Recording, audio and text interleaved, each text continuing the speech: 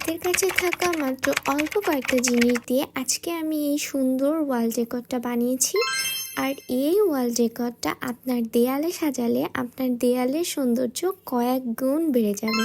তো কিছুদিন আগে আমি আপনাদের সাথে শেয়ার করেছিলাম যে আমি একটা কার্ডবোর্ড আর মিররের সাহায্যে একটা সুন্দর ওয়াল ডেকোর বানাবো।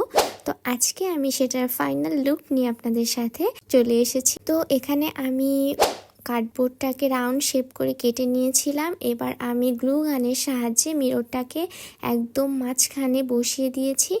আর আমি একটা সাদা রঙের দড়ি নিয়েছি। আর এই দড়িটা আমি অনেক কষ্টে খুঁজে বের করেছি, কারণ কোথাও আমি আমার মন মতো সাদা রঙের দড়ি খুঁজে পাচ্ছিলাম না এই ডেকোরটা বানানোর জন্য। তো ফাইনালি মোটামুটি একটা দড়ি আমি নিয়ে এসেছি এটা বানানোর জন্য। তো দেখা যাক এটা দিয়ে কিভাবে আমি বানাই।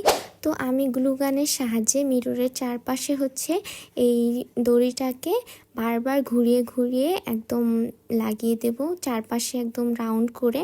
তো আমি পুরো ভিডিওটা অনেক লং হয়ে যাবে, এজন্য স্কিপ করে করে আপনাদের সাথে দেখাচ্ছি। জাস্ট এই প্রসেসে আপনারা দড়িগুলো গ্লুগানের সাহায্যে লাগাতে পারেন। আর লাস্ট ফিনিশিং দেওয়ার আগে আমি এখানে সাদা রঙের একটি লেস নিয়েছি। এই লেসটাকেও আমি গ্লুগানের সাহায্যে একদম লাস্ট বর্ডারে ভালো করে লেসটাকে লাগিয়ে দিচ্ছি। এরপরে আমি পুরো সুতাটা দিয়ে রাউন্ড শেপটাকে ফিল আপ করে নেব, তাহলেই আমাদের ওয়াল ডেকোরটা একদম রেডি হয়ে যাবে। আমি সাইডে একটু সৌন্দর্য বাড়ানোর জন্য সাদা রঙের লেসটা ইউজ করছি। আপনারা যদি অন্য কালারের সুতা ইউজ করেন বা অন্য কালারের লেস ইউজ করেন, সেক্ষেত্রে আপনারা সেই কালার অনুযায়ী লেস বা সুতা বাছাই করতে পারেন। আর এটার ফাইনাল লুকটা একদম রেডি করার জন্য আমি গ্লুর সাহায্যে কয়েকটা মিরর লাগিয়ে দিয়েছি, এটার সৌন্দর্যটা আরেকটু বৃদ্ধি করার জন্য। তো কেমন লাগলো আপনাদের কাছে আমার এই হোম ডেকোর আইডিয়াটা অবশ্যই কমেন্টস করে জানাবেন।